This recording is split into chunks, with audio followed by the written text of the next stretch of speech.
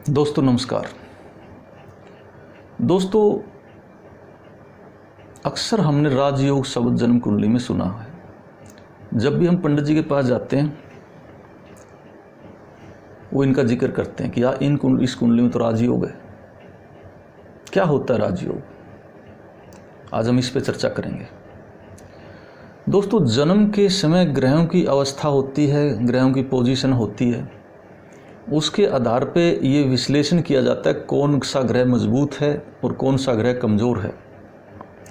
किस किस डिपार्टमेंट के ग्रह मजबूत हैं, भाग्य का ग्रह कैसा है, कंपटीशन का कैसा है, संतान का कैसा है, रिश्तों का कैसा है, धन का कैसा है, स्वास्थ्य का कैसा है।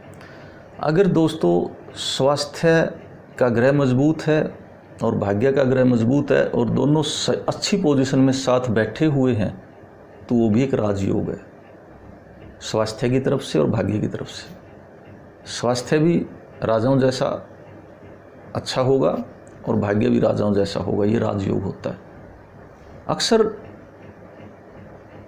जो अच्छा खाने पीने वाले हैं, जिनके पास साधन हैं, सुख साधन हैं, उनके स्वास्थ्य भी मजबूत मिलते हैं, अच्छे मिलते हैं। जो कमज़ोर हैं, गरीब हैं, कहीं ना कहीं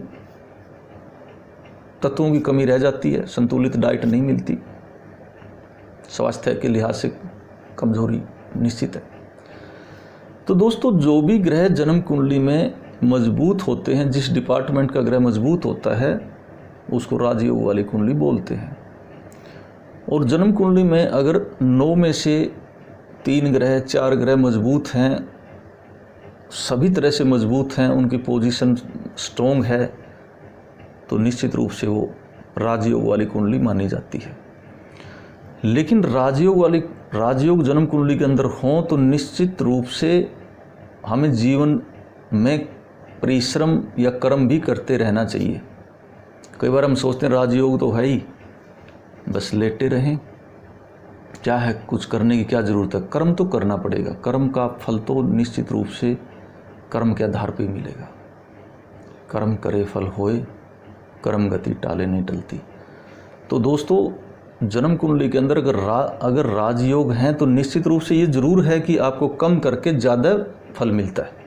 आप एक बार हाथ लगाते हैं, कुछ लोग हैं कि सिर्फ रिबन काटते हैं, खड़े होते हैं, पार्टनरशिप करते हैं, साझे कामों में शामिल होते हैं, उनको लाभ मिलना शुरू हो जाता है। कई लोग होते हैं जब कमज़ोर कुंडलियाँ होती हैं, राजयोग कुंडली में नहीं होते तो लगे रहते हैं, जगह जगह मात खाते रहते हैं, जगह जगह हानि होती रहती है।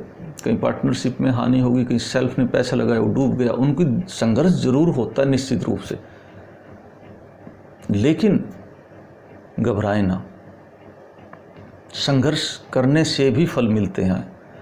भाग्य का और राजयोग वाली कुंडलियों का और भाग्य मजबूत वाली कुंडलियों यही फ़र्क है कि कुछ लोगों को सफलताएं फटाफट मिल जाती हैं, कुछ लोगों को सफलताएं मिलती नहीं, इतना निश्चित है।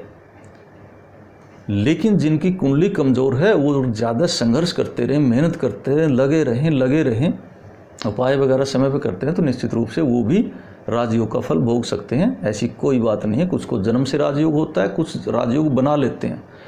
राजयोग बनाने वाले लोग ज़्यादा संघर्ष में जीवन जीते हैं, संघर्ष करते रहते हैं, उनको मेहनत ज़्यादा करनी पड़ती है, तो निश्चित है ये ज़रूर है। लेकिन दोस्तों कुंडली के अंदर अगर राजयोग नहीं भी है तो आप बना सकते हैं, और अगर राजयोग है तो कर्म करते रहिए, कर्म को मत छोड़िए, जीवन को सही तरीके से जीते रहिए, तभी उसका फल मिलेगा। और राजयोग का फल आपको निश्चित रूप से मजबूती से मिलेगा। और अगर कर्म को छोड़ दिया, दिनचर्या बिगाड़ दी, आचरण बिगाड़ दिया, तो राजयोग वाली कुंडलियां भी असफल हो जाती हैं। ऐसा हमने बहुत कुंडलियों में देखा है। बहुत सारी जन्म कुंडलियों में कमज़ोर कुंडलियां मजबूत बन गई और मजबूत कुंडलियां नीचे आ गई। तो दोस्तों कर्म करिए, मेहनत करिए, कल्याण भाव रखिए